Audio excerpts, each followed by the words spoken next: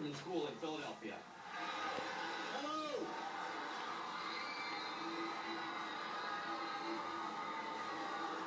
Thank you!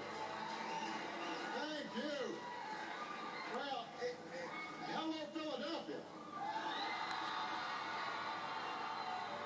And hello, Masterman. It is wonderful to see all of you. What a terrific introduction by Kelly. Give Kelly a big round of applause.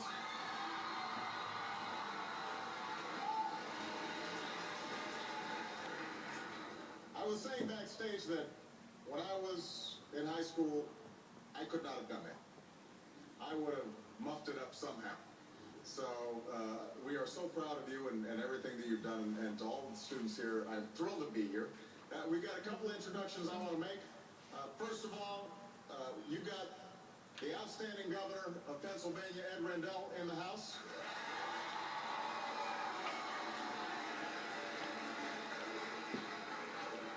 The mayor of Philadelphia, Michael Nutter, is here. Well, Mikaela can't be doing it. She's on there.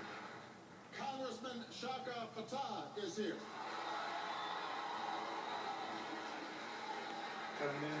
Congresswoman Allison Schwartz is here.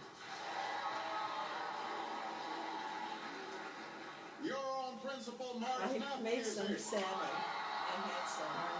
It's not the best salmon. I usually make croquettes with The this. school superintendent, Arlene Ackerman, is here and doing a great job. No. But I had a little capers And with the this. Secretary of Education, So I Arnie got some Duncan, is proteins. here. It's on the stove.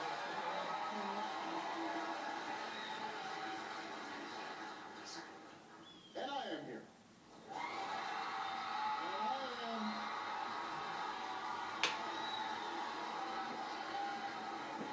And I am thrilled to be here. I am just so excited. I have heard such great things about what all of you are doing, both the students and the teachers and the staff here. You know, today is about welcoming all of you and all of America's students back to school, even though I know you've been in school for a little bit now. And I can't think of a better place to do it than at Masterman, because you are one of the best schools in Philadelphia. You are a leader in helping students succeed in the classroom. Just last week, you were recognized by a national blue ribbon, as a national blue ribbon school because of your record of achievement. And that is a testament to everybody here, to the students, to the parents, to the teachers, to the school leaders. It's an example of excellence that I hope communities across America can embrace.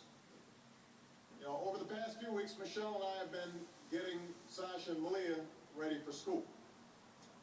And they're excited about it. I'll bet they have the same feelings that you do. You're a little sad to see the summer go. But you're also excited about the possibilities of a new year. The possibilities of building new friendships and strengthening old ones, of joining a school club or trying out for a team. The possibilities of growing into a better student and a better person, and making not just your family proud, but making yourself proud. But I know some of you may also be a little nervous about starting a new school year. Maybe you're making the jump from elementary to middle school. Hope I don't miss Or her. from middle school to high school. And you're worried about what that's going to be like. Maybe to Maybe you're starting a new school. You're not sure how you'll like it.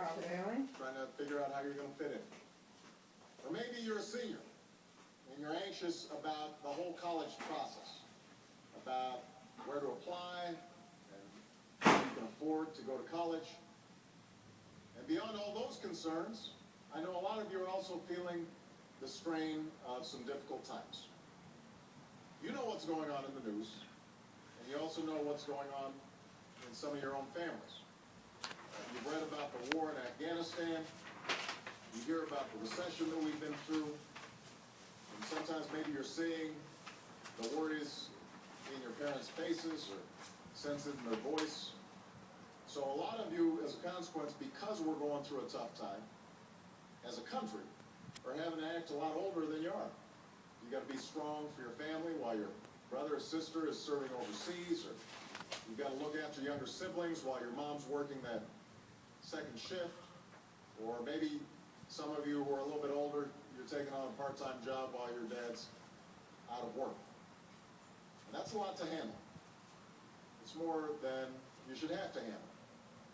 And it may make you wonder at times what your own future will look like, whether you're going to be able to succeed in school, whether you should maybe set your sights a little lower, scale back your dreams.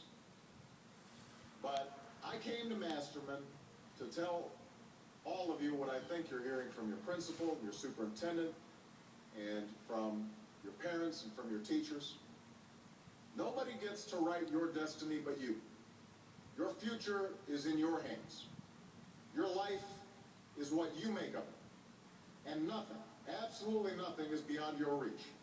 So long as you're willing to dream big, so long as you're willing to work hard, so long as you're willing to stay focused on your education, there's not a single thing that any of you cannot accomplish. Not a single thing. I believe that. And that last part is absolutely essential. That part about really working hard in school. Because an education has never been more important than it is today. I'm sure there are going to be times in the months ahead when you're staying up late doing your homework, or cramming for a test, or you're dragging yourself out of bed on a rainy morning and you're thinking, oh boy, I wish maybe it was a snow day. But let me tell you, what you're doing is worth it. There's nothing more important than what you're doing right now.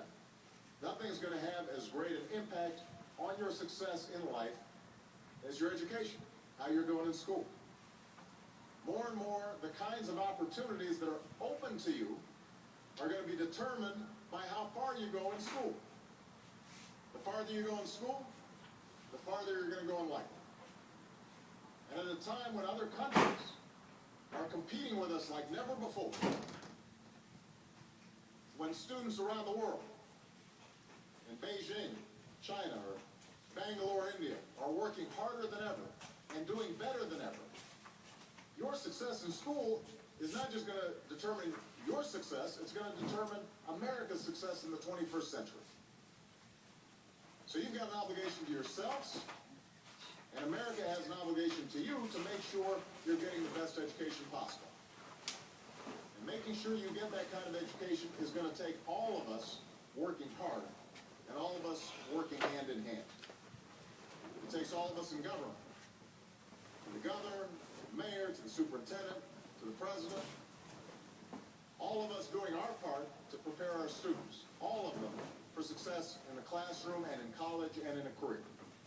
It's going to take an outstanding principal, like Principal Neck, and outstanding teachers like the ones you have here at Masterman, teachers who are going above and beyond the call of duty for their students.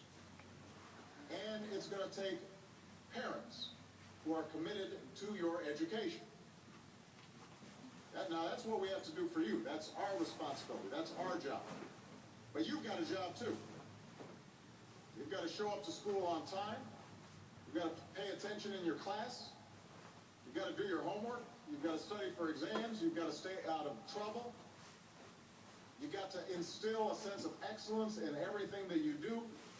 That kind of discipline, that kind of drive, that kind of hard work is absolutely essential for success. And I can speak from experience here because, unlike Kelly, I can't say I always had this discipline. See, I can tell she was always disciplined. I wasn't always disciplined. I wasn't always the best student when I was younger. I made my share of mistakes. I still remember a conversation I had with my mother in high school. I was kind of a goofball. And I was about the age of some of the... What is he saying that for? Okay, you're a goofball. And my grades were slipping. I hadn't started my college applications. I was acting, as my mother put it, sort of casual. Do you know how to follow these things? I was doing good enough. Neither do I. I was smart enough that I could kind of get by. But I wasn't really applying myself, and so I suspect there's a conversation that'll sound familiar to some students and some parents here today. She decided to sit me down and said I had to change my attitude.